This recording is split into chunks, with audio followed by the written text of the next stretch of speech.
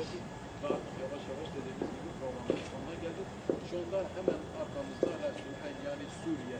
Arada sadece bir tel örgü var. Kameraman abim gösterebilirse. İstedik son bölümü de orada yapalım ve arkamızda Suriye'yi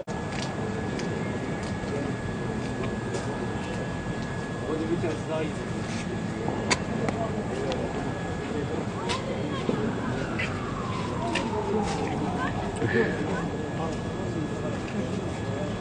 Muhaliftir. Evet tabii. Evet evet. Sol zumure. Hı hı.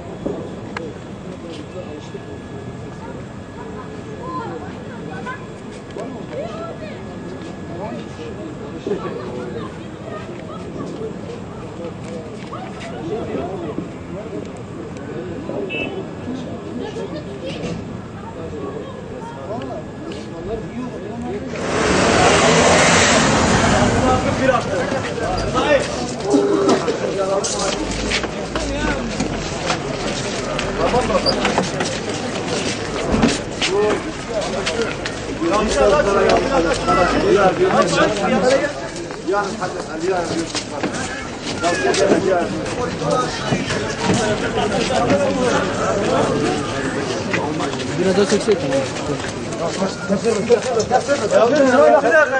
Ya çıkma bir çekin bırak. Beyler bak orayı boşaltın. İyi daha. Ya tamam.